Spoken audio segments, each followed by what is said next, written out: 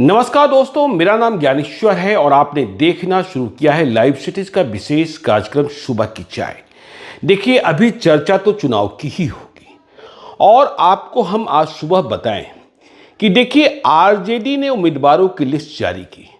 अपने कोटे की 23 सीटों में से 22 उम्मीदवार घोषित कर दिए, सिर्फ सिवान शेष है। लेकिन 22 उम्मीदवारों की घोषणा के साथ ही कांग्रेस की टेंशन कैसे बढ़ गई है, बीआईपी की टेंशन कैसे बढ़ गई है।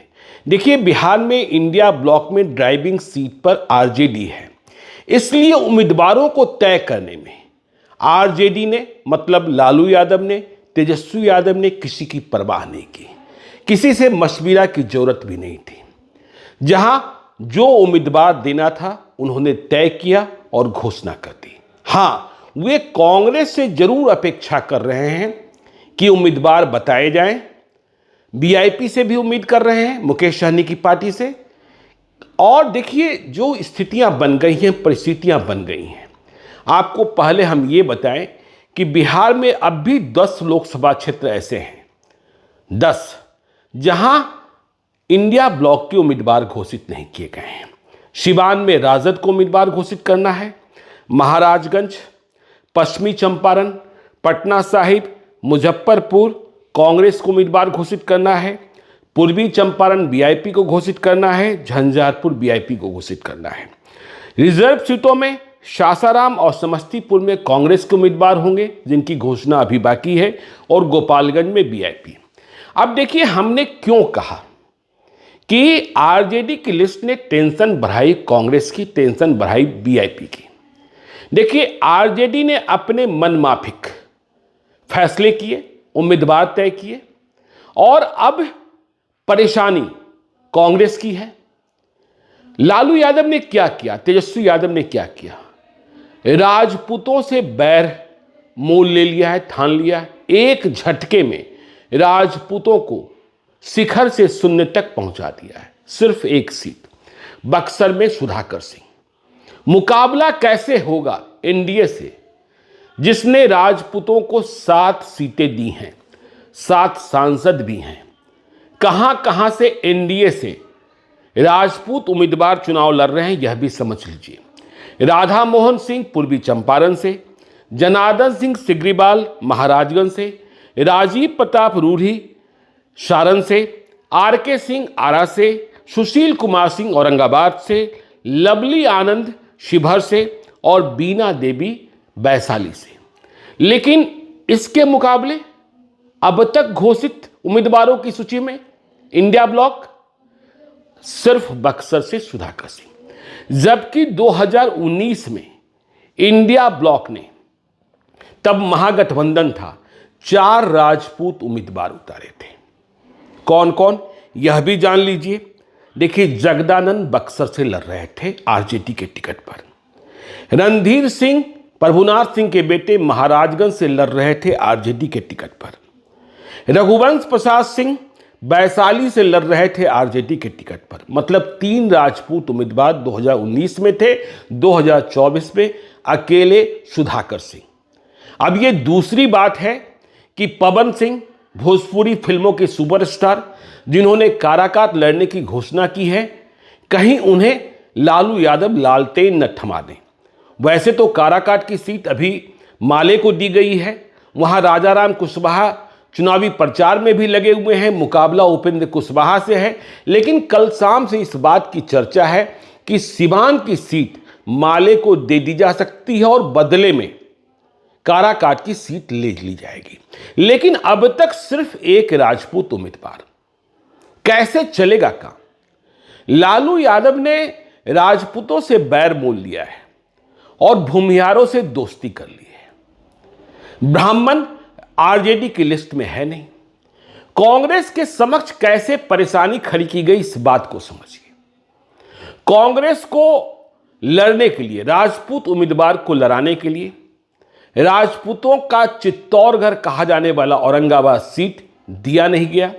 वहां अभय कुशवाहा को आरजेडी का प्रत्याशी बनाया गया।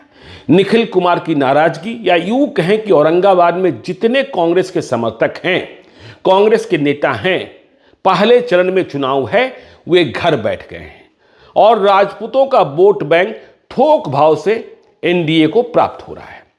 तो राजपूत को लड़ने के लिए कांग्रेस को सीट नहीं दी गई। ब्राह्मण को लड़ाने के लिए कांग्रेस की जो वाल्मीकि नगर सीट थी वह छीन ली गई। वहां शाश्वत केदार और प्रवेश मिश्रा लड़ते थे। अब वहां दीपक यादव उम्मीदवार बनाए गए हैं आरजेडी की ओर से।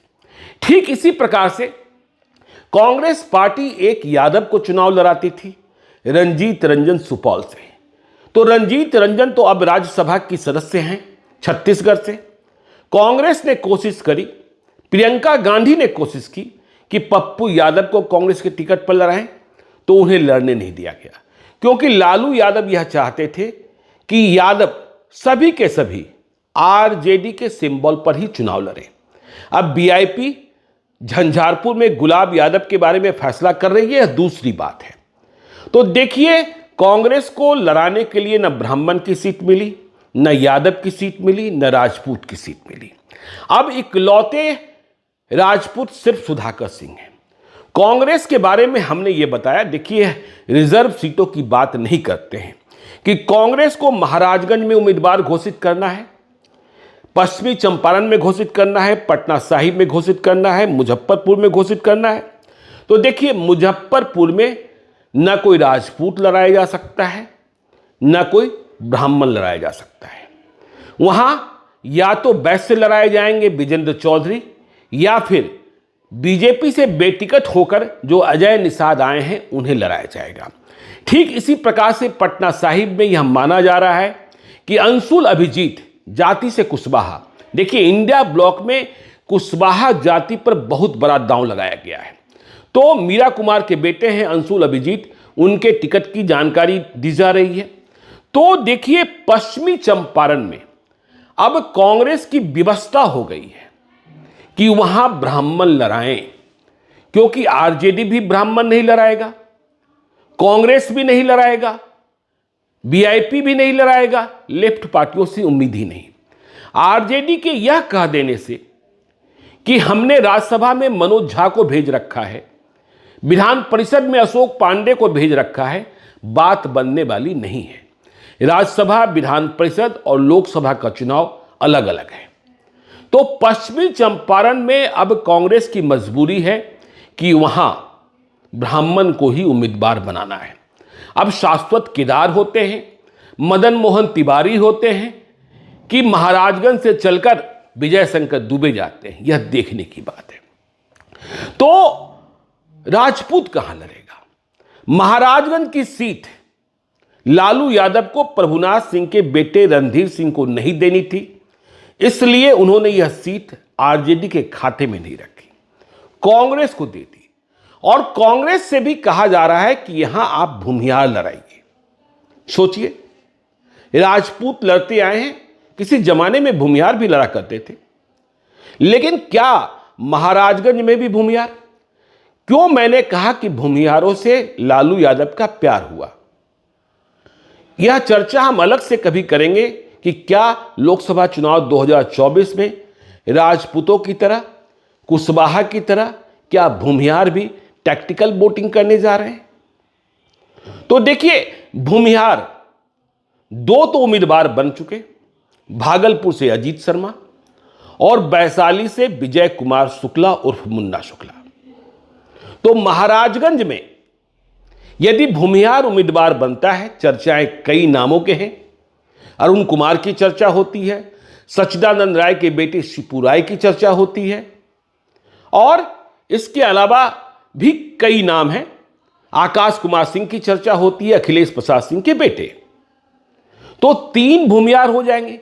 क्या राजपूत इस बात को बर्दाश्त कर पाएंगे? वैसे ही आरजेडी ने मुसलमानों की सीटों में कटौती कर दी है। सिर्फ 2 मुसलमान चुनाव लड़ रहे हैं, अली अशरफ फातमी मधुबनी से और अररिया से शाहनवाज आलम। अररिया में घर की लड़ाई को शांत कराना लालू यादव और तेजस्वी यादव के लिए टफ टास्क है, क्योंकि जैसे ही शाहनवाज आलम का टिकट फाइनल हुआ है, उनके दोनों भाई मुंह फुलाए बैठे हैं। तो भूमिहार 2 हो चुके हैं, क्या तीसरा भी होगा?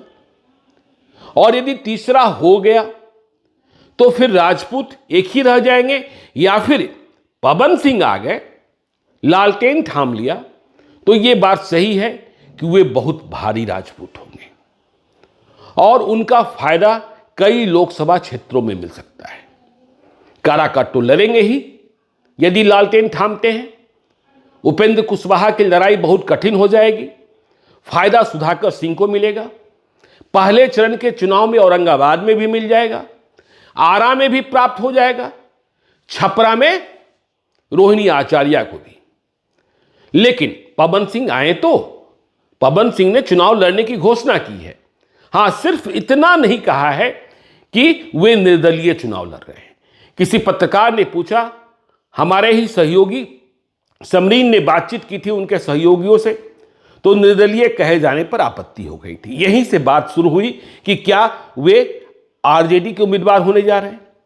तो राजपूत इस बात को कैसे हजम करेंगे? हम माइनस पवन सिंह कहते हैं कि वे एक ही, जबकि देखिए भूमिहार 2019 में सिर्फ महागठबंधन की बात हम कर रहे हैं, 2 ही लड़ाए गए थे। आरजेडी ने किसी भूमिहार को टिकट नहीं दिया था। आकाश कुमार सिंह अखिलेश प्रसाद सिंह के बेटे रालोसपा के उम्मीदवार थे पूर्वी चंपारण से।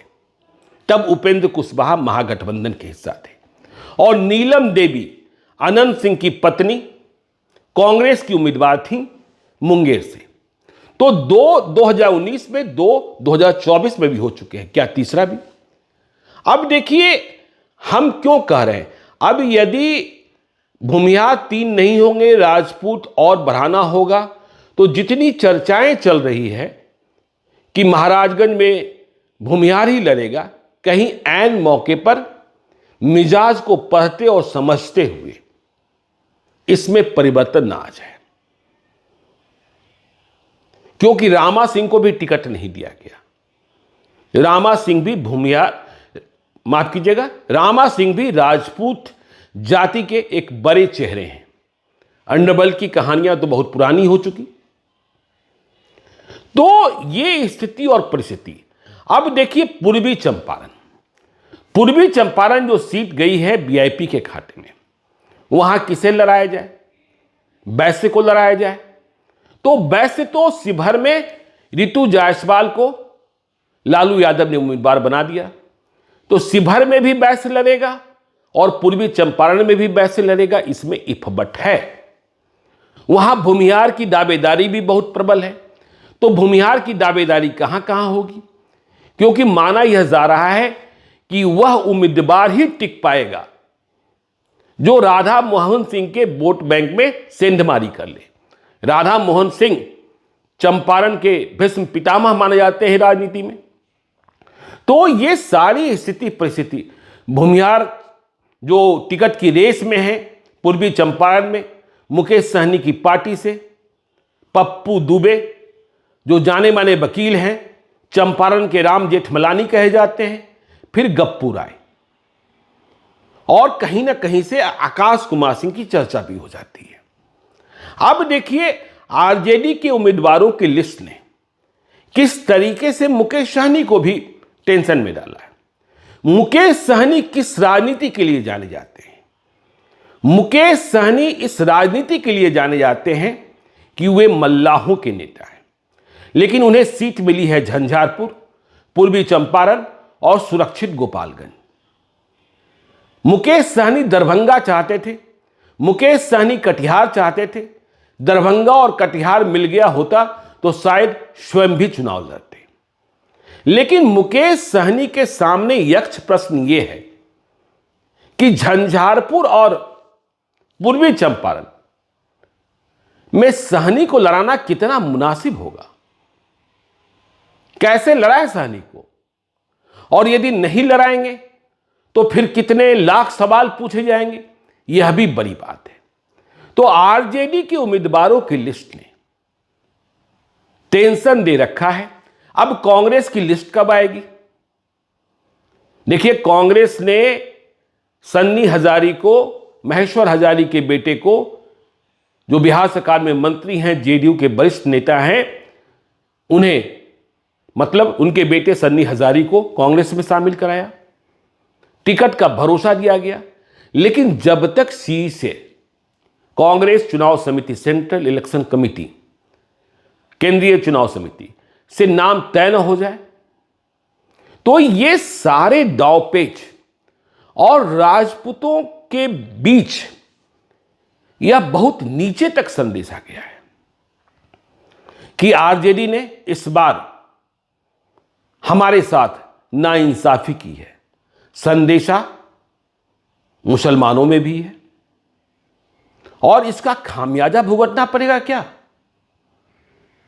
देखिए, पूर्णिया में भी दिखाई पड़ रहा है, जो राजपूत संतोष कुशवाहा के साथ नहीं जाना चाहते हैं, वे बीमा भारती की ओर नहीं जा रहे हैं, वे पप्पू यादव की ओर जा रहे हैं। तो इन सारी स्थितियों में, परिस्थितियों में राजपूतों से बैर, ब्राह्मणों को दूर रखना। अब ब्राह्मण देखिए, बीजेपी और जेडीयू ने मिलकर 3 टिकट दिए हैं। बीजेपी ने 2, गोपाल जी ठाकुर को दरभंगा से, मिथिलेश तिवारी को बक्सर से, और जेडीयू ने भी 2019 में जेडीयू ने किसी ब्राह्मण को टिकट नहीं दिया था। लेकिन इस बार देवेश चंद्र ठाकुर को सीतामढ़ी से लड़ाया जा रहा है। तो यह टेंशन, और इस बार देखिए आखिर में क्या होगा हम नहीं कह सकते, लेकिन बहरहाल बिहार के चुनाव में जात का कार्ड चलता हुआ दिख रहा है। राम मंदिर, धारा 370 से अधिक चर्चा, किस जाति का कौन उम्मीदवार, किस जाति की कौन सी पार्टी, और भूमिहारों ने मन बदला, एनडीए के तयशुदा मतदाता नहीं रह गए। तो कई क्षेत्रों में मुन्ना शुक्ला को जिस तरीके से उम्मीदवार बनाया गया है वैशाली में, क्या इसका प्रभाव मुजफ्फरपुर में नहीं पड़ेगा? यह समझने की बात है। तो राजनीति को हम डिकोड करते रहते हैं, आपको बताते रहते हैं बिहार के चुनाव का मिजाज क्या है। आप देखते रहिए लाइव सिटीज को। यदि अब तक आपने हमारे यूट्यूब चैनल लाइव सिटीज को सब्सक्राइब नहीं किया है तो जरूर कर लीजिएगा, और यदि इस वीडियो को आप फेसबुक पेज के माध्यम से देखें तो पेज को लाइक कीजिएगा, ट्विटर पर भी हमें फॉलो कीजिए। धन्यवाद।